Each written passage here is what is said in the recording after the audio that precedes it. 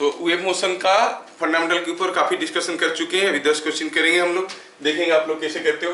Find the odd one out बोला है। पहला क्वेश्चन देखो, vibration in guitar string, thermal radiation, blue colour light, radio waves. क्या लग रहा है कौन सा ऑड मैन है? Vibration in guitar string. Why it is odd man? Because it is a mechanical wave. Yes, this is what is only a mechanical wave.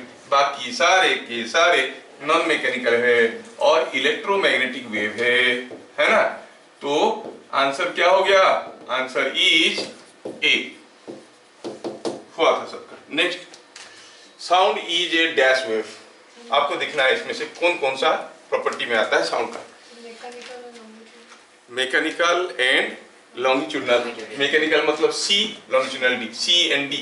So this is correct. आया समझ में? Sound is a mechanical longitudinal wave. Why it is called a mechanical wave? It needs a medium to. You are not able to tell answers. फटाफट बोलना चाहिए है ना? Because it needs a medium to go from one point to other. जब मैं बात कर रहा हूँ, मेरे तुम्हारे हमारे बीच में एयर है तो साउंड जा रहा है ना। अगर मैं यहाँ पर कोई टेबल फैन चला दूंगा जोर से, तो जो साउंड जा रहा था एयर में, वो एयर उड़ जाएगा, एयर के साथ साथ साउंड भी उड़ जाएंगे, आवाज क्लियरली नहीं पहुंचता है। अगर यहाँ पर जोर से टेबल फैन चला देंगे, मैं कुछ बोलूंगा तुम सुन नहीं पाओगे। नॉट दैट कि table fan is creating noise, no no, it is driving the air, sweeping the air, so the sound is not reaching you. जो एयर में साउंड गया वो एयर ही इधर भाग गया, है कि नहीं? हाँ, so it's a mechanical wave. Longitudinal क्यों कहते हैं इसको?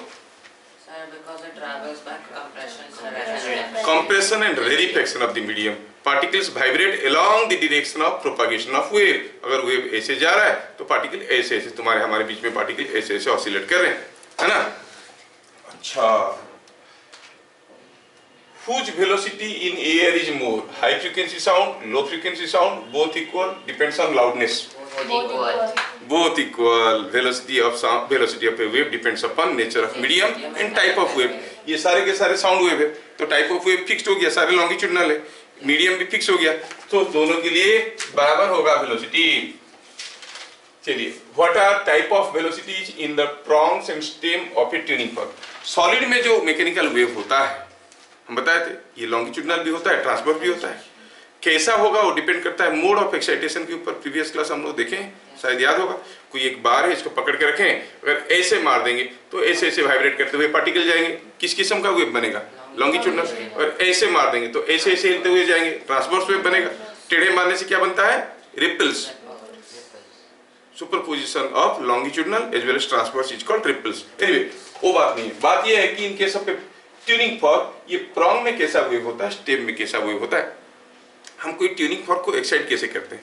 हम इसको पकड़ते हैं, किसी रबर पेड़ के ऊपर ऐसे मार देते हैं, समझ में आया? इसको पकड़ के किसी एक रबर पेड़ के ऊपर इसको ऐसे मार देते हैं, तो हिलेगा ही। तो उसको लेके ट्यूनिंग फॉर्क मेजर करता है दूसरे साउंड सोर्सेज का, स्ट्रिंग वाइब्रेशन का फ्रीक्वेंसी को मेजर करता है। कैसे करता है वो दूसरी बात है। इसको मार देंगे तो क्या होगा? ये जो पार्टिकल्स है वो ऐसे ऐसे ऑसिलेट करेंगे, है ना, करते करते करते करते करते करते करते करते करते करते करते करते ऐसे आएंगे। लेकिन यहाँ का पार्टिकल जब ऐसे ऐसे ऑसिलेट किया तो क्या हुआ? इसमें कुछ इस किस्म की वेव बनने लगा। ये IIT JEE का क्वेश्चन है। तो इसमें जो वेव बने वो कैसा वेव बने? प्रोंग में particle wave is going in this direction, यहाँ से मार दिए तो नीचे आ रहा है, और particles are vibrating perpendicular to the direction of propagation. तो प्रोंग में जो वेव बना वो ट्रांसवर्स है, और स्टेम में वेव तो इधर भी जा रहा था। अगर इसको मारने के बाद नीचे रखोगे ना, वो कुट कुट कुट कुट कुट कुट जंप करने लगेगा, क्योंकि particles are vibrating like this. समझ में आ रहा है? तो हम कहेंगे प्रोंग में कैसा वेव बनता है? ट्रांसवर्स, याद रखना। और स्टेम में कैसा वेव बनता है? लॉन्गिट्यूडिनल। क्या बात समझ में आया? अंडरस्टूड? चलिए अगला question. A sound wave of wavelength 2 meter in air has frequency 150 Hz.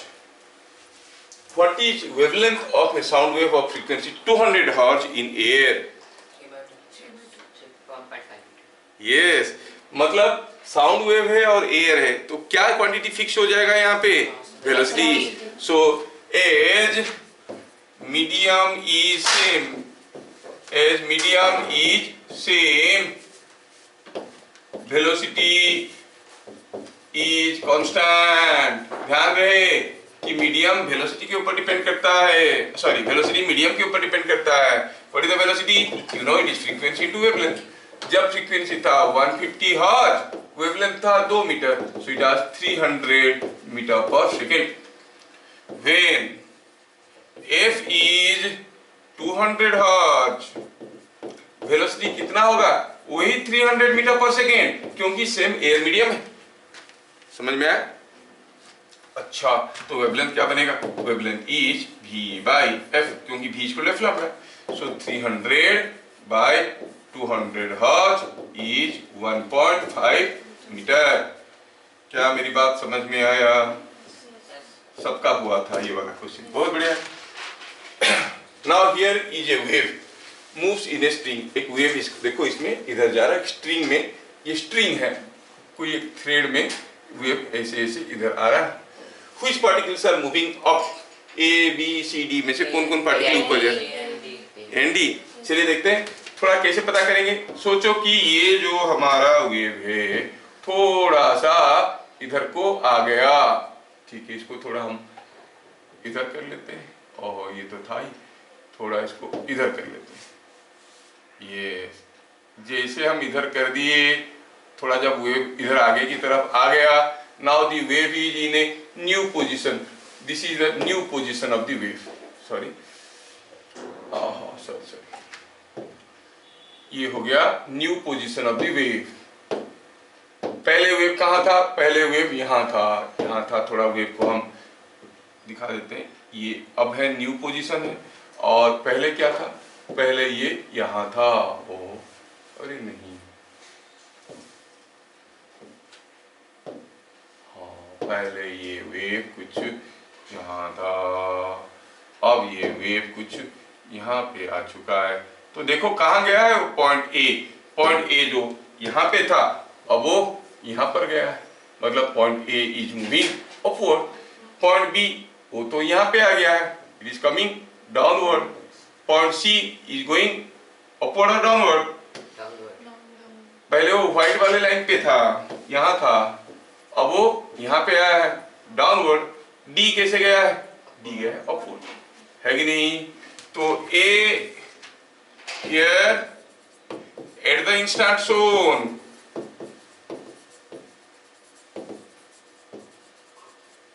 A and D go up, B and C go down. समझ में आया? अच्छा. Question number 7. Which type of waves can easily move through liquid medium, longitudinal or transverse? Why भी बताना है. चलो, why? A longitudinal wave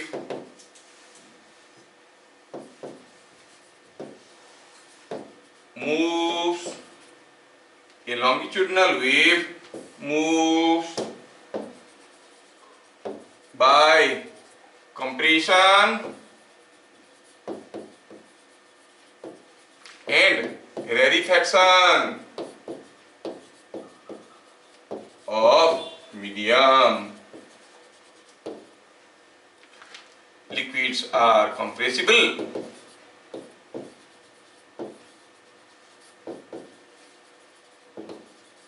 So, a longitudinal wave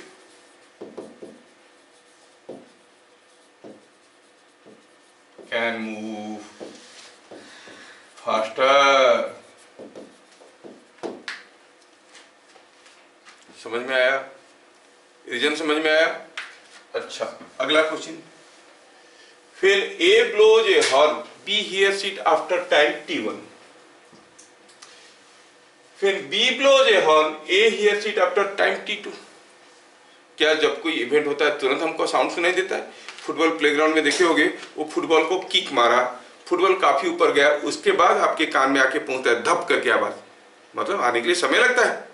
तो ए horn बजाया तो बी को सुनाई दिया T1 टाइम के बाद, बी हॉर्न बजाया ए को सुनाई दिया T2 टाइम के बाद. और दिया है कि ए से बी की तरफ विंड ब्लो कर रहा है, तो T1 ज्यादा है कि T2 ज्यादा है?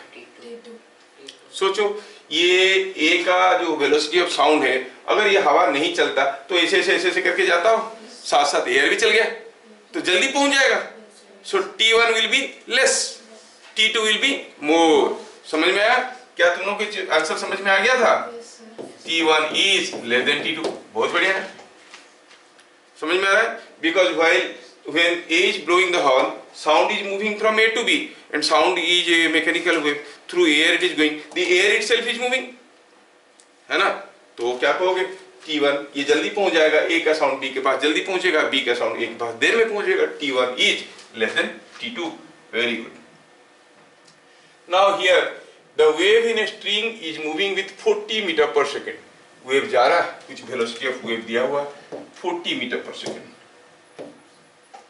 A part of the wave is shown in figure। Wave का एक छोटा सा हिस्सा मैं आपको दिखाया। I am showing you a part of the wave, not the whole। ठीक है, I am showing you a part of the wave। और इसको देख के आपको बताना ये है कि ये जो वेव है, इसके कुछ पैरामीटर्स के बारे में आपको पूछा गया है। You are asked to find out some parameters of the wave। Yes, wave का कुछ हिस्सा दिखाया गया है। दिया है कि जो y एक्सिस में एक एक यूनिट कितना होता है, y एक्सिस में एक एक यूनिट होता है 3 सेंटीमीटर, और x एक्सिस में एक एक यूनिट कितना होता है 2 मीटर। पूछा है बताओ वेव का एम्पलीट्यूड क्या है, वेवलेंथ क्या है, फ्रीक्वेंसी क्या है? देखो एम्पलीट्यूड मतलब मैक्सिमम डिस्प्लेसमेंट। आप अगर देखोगे फिगर में, यहाँ पे भी मैं कुछ ऐसे कर सकता हूँ, यहाँ पे भी मैं कुछ ऐसे कर सकता हूँ। Amplitude is maximum displacement from mean position. ये पार्टिकल का मैक्सिमम कितना हुआ, यहाँ तक आया 2 यूनिट है, यहाँ पर भी 2 यूनिट है, एक एक यूनिट कितना है 3 सेंटीमीटर। तो एम्पलीट्यूड क्या हो जाएगा? Amplitude is 6 centimetre. वेवलेंथ, अच्छा ये वेव का आधा है, नहीं पूरा वेव होगा तो इसका डबल होगा। आधा मतलब 2 यूनिट है, पूरा वेव मतलब 4 यूनिट। एक एक यूनिट एक्स एक्सिस में कितना है 2 मीटर, तो वेवलेंथ बन जाएगा 4 units. So it is 4 into 2 is 8 metre. क्या बात समझ में आ रहा है? फिर पूछा है what is the frequency. Frequency कैसे पता करेंगे? Frequency is given by v by f,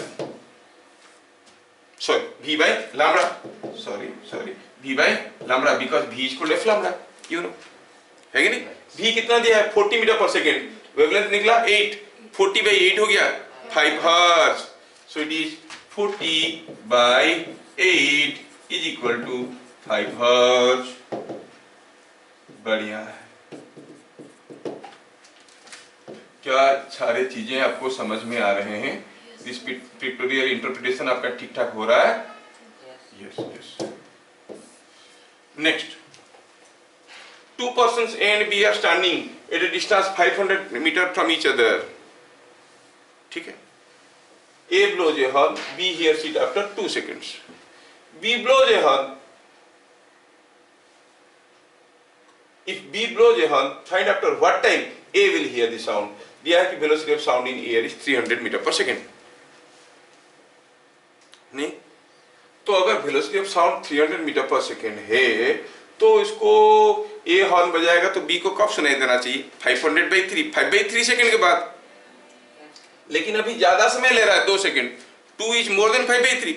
तो ए का साउंड बी के पास पहुंचने के लिए जितना लगना चाहिए उससे ज्यादा ले रहा है। क्यों ऐसा होगा? क्योंकि हवा चल रहा होगा। कैसे चल रहा होगा? A to B और B to A। समझ में आ रहा है? Wind must be blowing from B to A। ये इंटरप्रिटेशन बहुत जरूरी है। तो क्या लिखेंगे? सर विंड ब्लो कर रहा है वही लगता है सर, लाइक और भी तो कुछ हो सकता है। और क्या हो सकता है बताओ? सर मैंने सोचा नहीं, बस क्योंकि मैकेनिकल वेव है ना। As sound of A should reach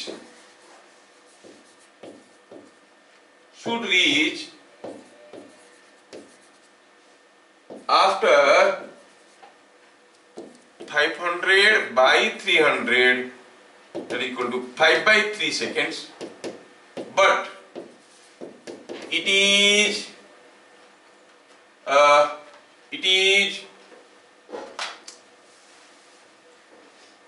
reaching after 2 seconds. Therefore, wind must be blowing. Wind must be blowing.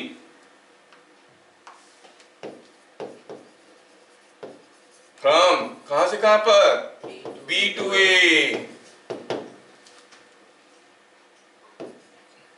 Let velocity of wind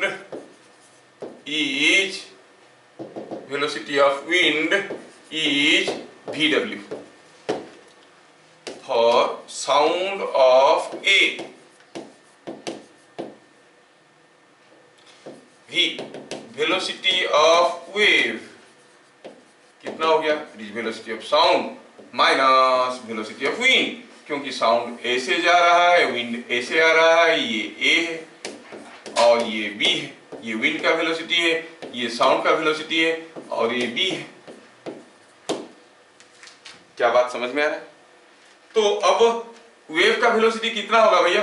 sound जा रहा है Vs में और ये विंड आ रहा है उल्टा Vw में। सो दैट इज साउंड का वेलोसिटी तो आपको दिया हुआ 300 minus Vw। S distance moved by wave, wave कितना दूर गया? इट इज 500 मीटर, क्योंकि A और B के बीच में डिस्टेंस दिया हुआ है।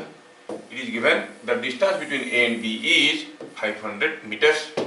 सो इट इज इक्वल टू, थोड़ा जगह बना लेते हैं, yes, distance moved by wave is equal to 500 metre. T time taken कितना समय? 2 सेकेंड्स। तो क्या रिलेशन कहेंगे? V is equal to S by T और S is equal to V into T। V is equal to S by T, मतलब 300 minus velocity of wind is 500 by 250 है। इसका मतलब VW कितना हुआ? इसको इधर ले लो, इसको इधर ले लो, 50 मीटर पर सेकेंड। पूरा साइक्लोन चल रहा है भैया, काफी ज्यादा स्पीड में हवा चल रहा है, 50 मीटर पर सेकेंड में हवा चल रहा है, बहुत जोर से। समझ में आया? Now when we will blow the horn for sound of B, velocity of wave क्या हो जाएगा?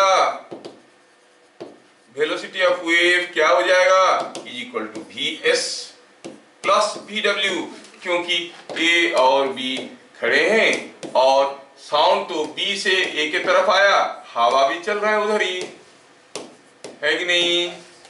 तो it is Vs plus Vw। कितना हो गया ये? 300 plus 50 is equal to 350 meter per second. Distance वही 100 मीटर जाना है, क्या टाइम लगेगा? इट इज S नहीं, 100 मीटर नहीं, वो 500 मीटर था, वही 500 मीटर जाना है, क्या टाइम लगेगा? S by V। So 500 by 350 is equal to 10 by 7 seconds. समझ में आ रहा है? 1.42 सेकेंड्स लगेगा आने के लिए। क्या बात समझ में आ रहा है? हाँ, ठीक है। नेक्स्ट क्वेश्चन आपके लिए। Before we go for next other questions, we shall see many questions like that. But then आज हम लोग कुछ पढ़ेंगे भी ना, आज पढ़ेंगे हम लोग इको के बारे में। What is echo? समझ में आया? That is what is called reflection of sound. ठीक है? Echo, that is reflection of sound.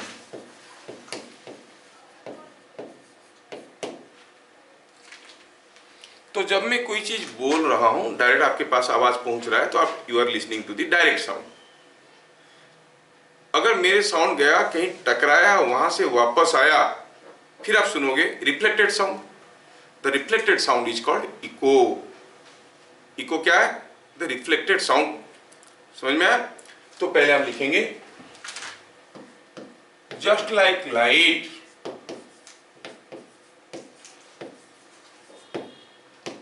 sound waves also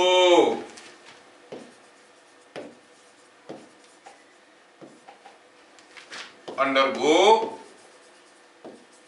reflection, obeying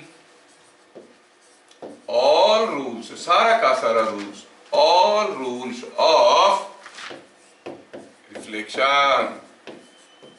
सारा रूल्स ऑफ रिफ्लेक्शन आपको मालूम है कि अगर ये कोई एक साउंड वेव ऐसे आया और तो ये आके टकराएगा, टकरा के ऐसे जाएगा।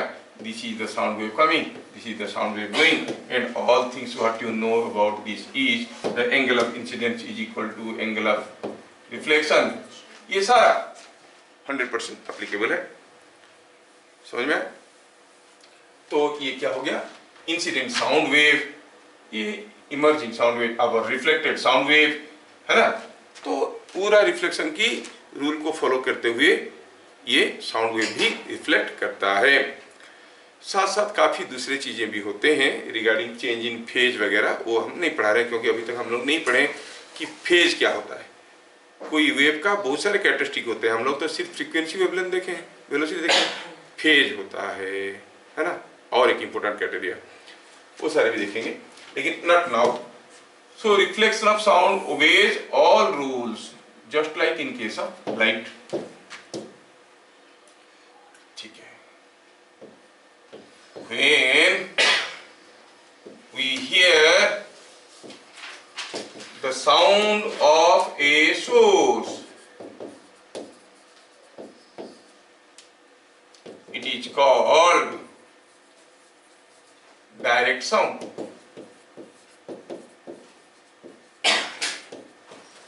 आप बोले मैं सुना, मैं बोला तुम सुने, हम दोनों झगड़ा किए, हम बोलते हैं तुम सुनते हो, तुम बोलते हो हम सुनते हैं, तो अपना जो झगड़ा हुआ हम लोग क्या सुन रहे हैं? डायरेक्ट साउंड, है कि नहीं? लेकिन मैं ऐसा कुछ बोला, कभी आप लोग इको सुने हो? Have you ever heard? मान लो कहीं डायनामाइट लगा के कहीं माइंस में ब्लास्ट कर रहे हैं, एक आवाज तो डायरेक्टली आएगा, फिर जाके वो पहाड़ पे टकराएगा, फिर वहां से वापस आएगा। एक दो बार सुनोगे, दो तीन बार एक्स्ट्रा भी सुनते हैं। अब मूवी वगैरह में देखे होगे वो हीरो हीरोइन जाके किसी माउंटेन के ऊपर खड़े होके एक दूसरे का नाम लेके बुलाते हैं और को बार बार सुनाई देता है। That is what is also echo, है कि ना? So what is echo? Similarly the hearing of reflected sound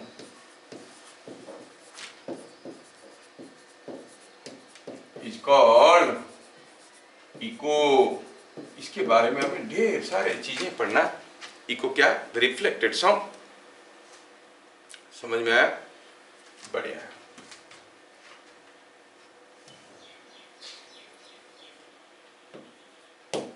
यहां पे और एक चीज हमारे सामने आता है, परसिस्टेंस ऑफ ह्यूमन ईयर। ठीक है ना? What is persistence of human ear? persistence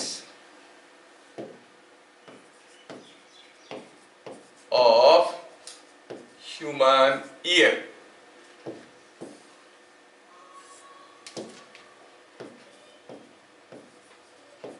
is 0.1 second।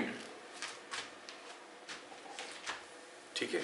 मतलब हुआ that is if two sound waves reach a ear with a time gap less than 0.1 second, we can we cannot rather, we cannot distinctly hear them.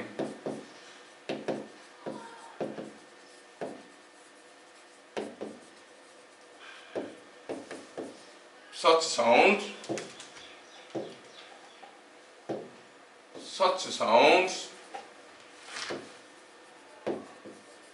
are called noise.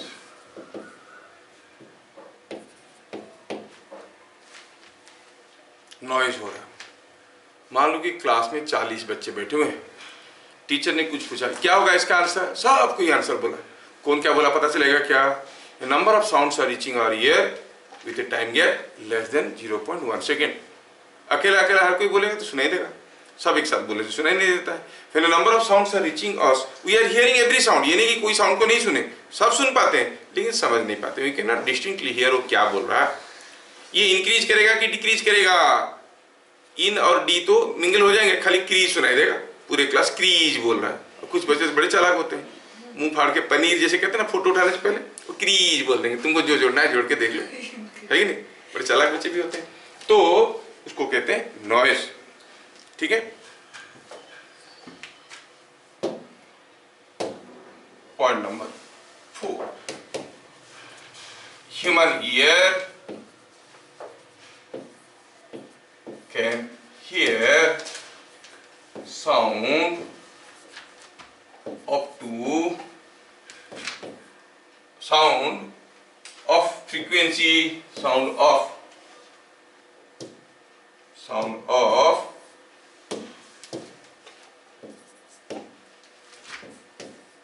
frequency ranging from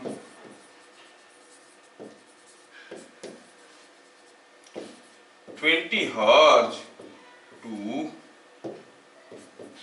20,000 hertz। ना उससे ऊपर का frequency सुन पाएगा sound, ना उसके नीचे का। श्रिलिंग sound है, हाई फ्रीक्वेंसी साउंड है। ठीक है, और ये 20 हर्ट्ज पूरा मोटा वैसे। ठीक है, साउंड बना सकता है लेकिन सुन नहीं पाएगा। हम जब ओम चैंटिंग करते हैं scientifically, it starts with 8 hertz और मैक्सिमम फ्रीक्वेंसी जाता है 100 हर्ट्ज। 8 हर्ट्ज से मतलब ओम तुम करने से पहले एक वाइब्रेशन होगा, फिर वो जब वाइब्रेशन 20 हर्ट्ज की रेंज में आएगा तब अब तुमको ओम सुनाई देना शुरू करेगा, फिर वो 100 हर्ट्ज तक जाता है। मतलब मिनिमम होता है 8 हर्ट्ज। तो ओम जो हम ओम ऐसे बोल देते हो वो नहीं है ओम, उसका कुछ दूसरा तरीका है, उसको सीखना पड़ता है कि कैसे हम लोग चैंट करें उसको। That vibration will create. अब वो वाइब्रेशन ये फ्रीक्वेंसी से नीचे क्यों नहीं सुनाई देता है, इससे ऊपर क्यों नहीं सुनाई देता है, वो भी हमें समझना चाहिए। और दो ठो साउंड वेव एक साथ हमारे कान में पहुंच गए तो हम क्यों उनको डिस्टिंक्टली हियर नहीं कर पाते हैं। थोड़ा दोनों के बारे में थोड़ा साइंस जान लो। पहले इसको देखते हैं। सपोज हम कहेंगे कि कोई एक लड़का किसी झूले में बैठा हुआ है। ठीक है, इसको अगर ऐसे थोड़ा सा धक्का दोगे तो झूलेगा ना। तो आप देखोगे कि धीरे से धक्का दे रहे हो, इतना दूर तक आया, ऐसे ऐसे झूल रहा है। थोड़ा और जोर दिए, इतना दूर तक आया, ऐसे ऐसे झूल रहा है। For small oscillations you will see there is a natural frequency of oscillation. आप अगर इसको 2 सेंटीमीटर खींच के छोड़ दोगे झूलेगा, 4 सेंटीमीटर खींच के छोड़ दोगे तब भी झूलेगा। दोनों ही केस में you will find a very interesting thing, the frequency is same. ये 1 सेकंड में जितने बार झूलेगा 2 सेंटीमीटर करके छोड़ देने से, ये उतनी बार ही झूलेगा 4 सेकंड कर देने से। आपको लगेगा नहीं तो ज्यादा कर दिया, इसको बहुत समय लगेगा आके जाने के लिए, तो 1 सेकंड में it will take less number of oscillations. No, number of oscillations will be same. That is what is called the natural frequency of oscillation. वो सिंपल हार्मोनिक मोशन पढ़ोगे तुम लोग बड़े होने से, तब देखोगे हर चीज का एक नेचुरल फ्रीक्वेंसी ऑफ ऑसिलेशन होता है। समझ में? जैसे ब्रिज में जाते हैं लोग, नॉर्मल लोग जा रहे हैं तो ठीक है, लेकिन पैरेड करके जाने से इनका भी एक फ्रीक्वेंसी है, उसका भी एक फ्रीक्वेंसी है, मैच कर गया तो फिर वो जोर से फ्रीक्वेंट करता है, ऑसिलेट करता है और टूट भी जाता है। समझ में? That is what is called resonance. I am going to again stray away. नाउ ये लड़का झूल रहा है, इसका नेचुरल फ्रीक्वेंसी ऑफ ऑसिलेशन है। अब इसको आप झुलाना चाहते हो। नाउ जब आप कोई एक्सटर्नल फोर्स लगा के इसको झुलाना चाहते हो, मैं इसको झुलाना चाहता हूँ, मैं अगर ऐसे ऐसे पकड़ के इसको झुलाऊंगा, झूलेगा कि नहीं झूलेगा? पकड़ के मैं झुलाऊंगा, झूलेगा। और ऐसे ऐसे करके झुलाऊंगा तभी झूलेगा। लेकिन बहुत ही जल्दी जल्दी करने की कोशिश करूंगा, झूलेगा ये? कोई तो ही करेगा तो झूलेगा ही नहीं। अरे गेटिंग? ये अगर पकड़ के एक पर्टिकुलर फ्रीक्वेंसी से ज्यादा जो से करूंगा तो ये नहीं होगा। इसका एक अपना नेचुरल फ्रीक्वेंसी है, उसकी बनावट के हिसाब से एक पर्टिकुलर फ्रीक्वेंसी तक आप झुलाओगे तो वो आपके साथ साथ बढ़ेगा। लेकिन एक पर्टिकुलर फ्रीक्वेंसी से ज्यादा कर लोगे तो आप देखोगे ये झूल नहीं रहा है, खाली वाइब्रेट कर रहा है अपनी जगह रह के। तो हमारा ईयर ड्रम भी वाइब्रेट करता है। There is a fluid inside, it sends the wave inside, that wave is measured by a electrical signal. ठीक है, वो सिग्नल क्रिएट करता है उधर, दैट सिग्नल को ब्रेन रिकॉग्नाइज करता है। लेकिन उसका जो नेचुरल फ्रीक्वेंसी है, मान लो एक वेव आया और ये हमारा कान का जो है ईयर ड्रम वो ऐसे ऐसे वाइब्रेट कर रहा है, दूसरा आ गया वो फिर ऐसे ऐसे करने की कोशिश करेगा, तो दोनों मिलके एक अजीब व गरीब साउंड क्रिएट हो जाएगा, है कि नहीं? जो सिग्नल जाएगा समझ में नहीं आएगा। समझ में आ रहा है? अच्छा, तो अगर दो sound wave with a time gap 0.1 second, क्योंकि उस सिग्नल को पकड़ने के लिए भी कुछ समय लगता है। एक सिग्नल तुम भेजोगे, जब तुम फोटो क्लिक करते हो, मान लो पुराने वाला जो कैमरा था, फोटोग्राफिक फिल्म था, लाइट रे अंदर जाएगा तो वहां पर एक इमेज बनेगा। तो कितना समय लाइट गिरेगा तो एक इमेज बनेगा। इमेज बनने के लिए रिएक्शन करके कुछ टाइम लगेगा कि नहीं लगेगा? उससे पहले अगर बार बार कर दोगे तो क्या बनेगा? कुछ नहीं बनेगा। मान लो कि कम से कम वो जो फोटोग्राफिक फिल्म है, it is to be exposed to say light for say 0.03 seconds suppose. उससे कम समय के लिए एक्सपोज करोगे तो एक्सपोज नहीं होगा, साउंड क्लियर नहीं सुनाई देगा। अब बहुत सारे साउंड वेव पहुंच रहे हैं और इतने जल्दी जल्दी पहुंच रहे हैं कि हर एक का जो इफेक्ट है ऑन ईयर ड्रम वो एक दूसरे के साथ सुपर इम्पोज हो जाता है, हम पहचान नहीं पाते।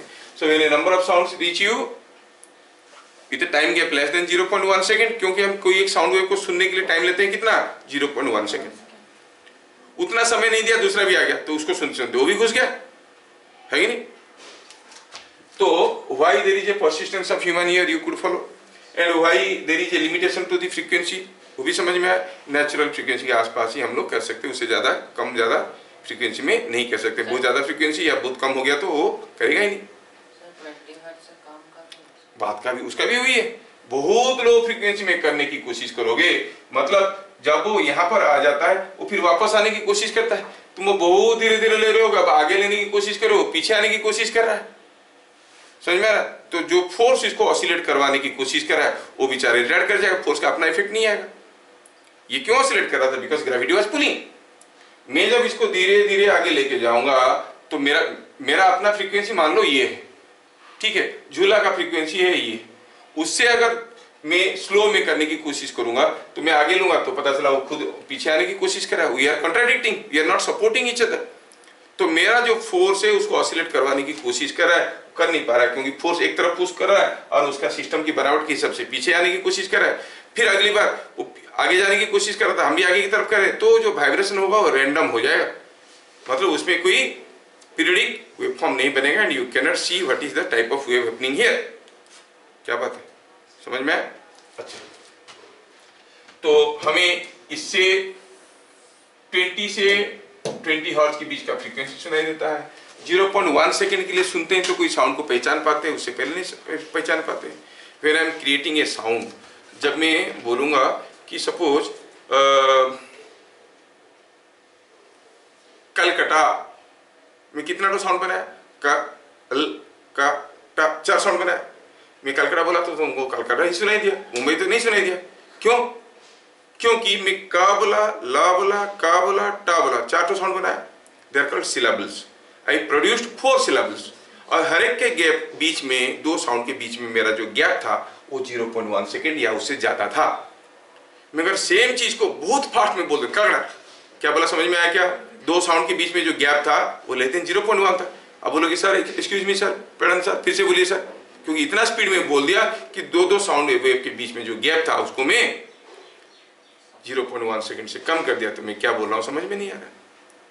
What o'clock it is, हम लोग जब पढ़ रहे थे माइनर क्लासेस में, कोई एक थे, शायद सुनील गावस्कर का स्टोरी था या किसका स्टोरी था, he has visited a foreign country और उसका एक्सप्रेशन बता रहे थे। Someone asked him what o'clock it is, but they talking very fast. ठीक है, उनके मोटे टोंग होते हैं, उनका प्रोनाउंसिएशन हमारा प्रोनाउंसिएशन अलग होता है, क्योंकि कोल्ड कंट्री के लोग होते हैं। तो इतना फास्ट वो बोला तो उनको क्या सुनाई दिया? Clust. What he literally heard is clust. जबकि वो पूछ रहा था what o'clock it is, but he could hear clust. तो समझ में वो वहां पर लिखे थे कि to ask what o'clock it is, they just ask clock, मतलब कितना टाइम हुआ है। समझ में आ रहा है? So they are taking so fast that you can. बाकी लोग जो एक्वेंटेड हो गए तो अलग अलग बात है, नहीं जो एक्वेंटेड नहीं हुए उनके लिए वो साउंड को क्लियरली सुनना मुश्किल हो जाता है, क्योंकि he is not maintaining a gap of 0.1 second. अब हम कोई इको को कब सुन पाएंगे? जब वो इको जाएगा, रिफ्लेक्ट करेगा और हमारे पास आएगा, तभी जाके। मैं अपना साउंड का इको कब सुनूंगा? जब मेरा साउंड तो मैं डायरेक्ट सुन रहा हूं इधर, दूसरा एक बार सुन लिया, साउंड गया वॉल पे टकराया, वहां से वापस आया, जब वापस आके मेरे पास पहुंचा, मैं जो पहला साउंड सुना था वो रिफ्लेक्टेड साउंड सुन रहा हूं, उनके बीच में जो टाइम गैप है वो अगर 0.1 सेकेंड या उससे ज्यादा होगा तभी ना सुन पाऊंगा, और इतना जल्दी वापस आएगा। तो अभी मैं बोल रहा हूँ मेरे को इको नहीं सुनाई दे रहा है, क्योंकि मैं अपना साउंड सुन रहा हूँ, इधर वॉल से एक साउंड आ रहा है, लेकिन ये दोनों इतने जल्दी आके पहुंच रहे हैं, I am not able to distinguish the echo. इसका मतलब नहीं कि साउंड रिफ्लेक्ट नहीं कर रहा है, रिफ्लेक्ट कर रहा है। इसका मतलब नहीं कि हम रिफ्लेक्टेड साउंड नहीं सुन रहे हैं, but I am not able to distinguish my direct sound and echo को डिस्टिंग्विश नहीं कर पा रहे हैं। They are reaching me with a time gap less than 0.1 second. So a person can hear the echo of his own sound if the reflected sound wave reaches him after a time of 0.1 second. समझ में आया क्या? Point number 5. A person can hear the echo of his own sound if the reflected sound reaches him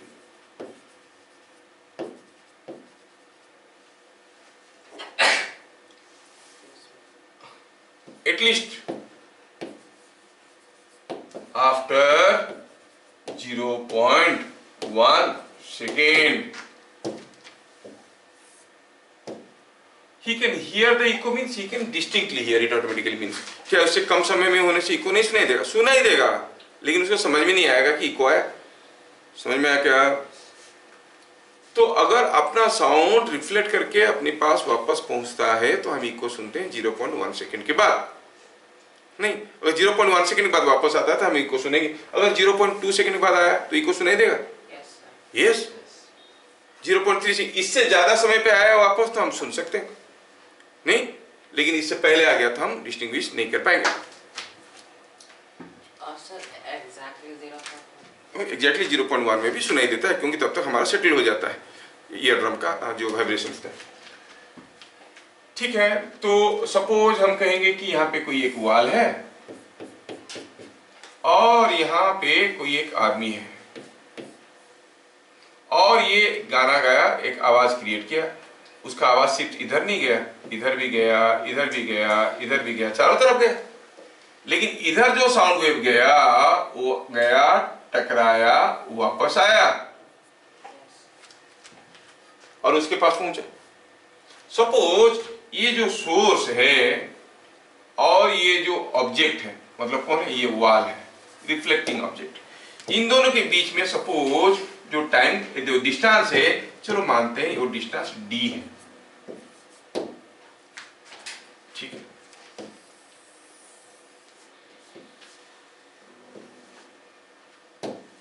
point number 6, let d is minimum distance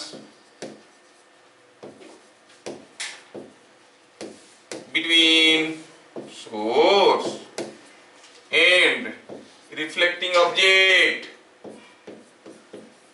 क्या मेरी बात समझ में आ रहा है? रिफ्लेक्टिंग ऑब्जेक्ट और सोर्स के बीच में जो मिनिमम डिस्टेंस है वो क्या? d है। For hearing a clear echo clear eco सुनाई देगा। कम से कम डिस्टेंस डी होना चाहिए, उससे कम डिस्टेंस होगा तो क्या होगा, इतना जल्दी वापस आ जाएगा कि I will not be able to distinguish. समझ में आ रहा है कि अगर बहुत ज्यादा होगा तो कोई फर्क नहीं पड़ता, वो आएगा जाएगा रिफ्लेक्ट करके वापस आएगा, हम सुन लेंगे। लेकिन बहुत कम हो गया तो सुन नहीं पाएंगे। क्या बात समझ में आया? अब ये मैं वो डी को निकालना चाहता हूं। अब देखो, तो साउंड वेव ऐसे जाएगा और ऐसे धक्का लेके वापस आएगा। साउंड को जाने के लिए कितना समय लगेगा? साउंड का स्पीड है v सपोज, तो जाने के लिए टाइम लगेगा D by V, distance by speed. आने के लिए क्या टाइम लगेगा? D by we. सो पूरा साउंड को जाके वापस आने के लिए कितना समय लगेगा? 2d by v। It should be greater than equal to 0.1। समझ में आया क्या? It should be greater than और इक्वल टू 0.1, तब भी हमें इको सुनाई देगा।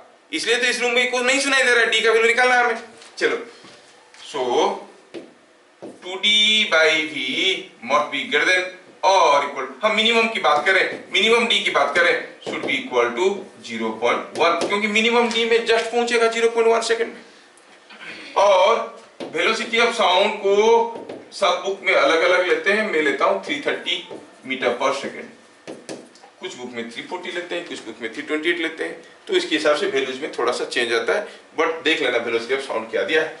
इसमें से क्या पता चला, डी हो गया, देखो तो डी ले लो, 330 इंटू 1.1 33/2 16.5 मीटर और 17 मीटर, थोड़ा दूर ले लेने से क्या फर्क पड़ता है।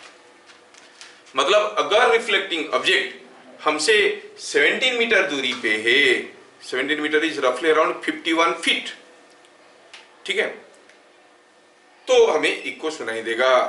उससे कम होने से इको सुनाई देता है, लेकिन हम डिस्टिंग्विश नहीं कर पाते हैं। मल्टीपल इको सुनाई देता है। हम बाथरूम में गाना गाते हैं तो एक हमिंग साउंड आता है ना, हमें अच्छा लगता है, हमें वो we are all bathroom singers बोलते हैं ना, बाथरूम में अच्छा साउंड आता है, क्योंकि हमिंग साउंड, एक साउंड गया मेरे से डायरेक्ट साउंड को तो सुन लिया, हो गया ये वाल में टकरा। बाथरूम यूजुअली छोटा होता है, राजा महाराजा का बात अलग है, हम लोग का तो छोटे छोटे बाथरूम होते हैं। नहीं रे, कितना 6 फीट बाई 8 फीट का होगा, इतना ज्यादा से ज्यादा। तो साउंड गया, ये वाल पे टकराया, इधर वापस आया, मैं एक बार सुन लिया, फिर गया, ये वाल पे टकराया, फिर वापस आया, मैं फिर सुना, बार बार गया आया, मैं सुना, रिपीटेडली सुनने लगा। तो एक हमिंग साउंड मेरे साउंड के साथ साथ हो, बोल दोगे तो एक आवाज एक आता है उसके साथ, that is called reverberation. Multiple echoes heard with a time gap less than 0.1 second. It's called reverberation. समझ में आ रहा है ना? तो रिवर्बेशन सुनाई दिया।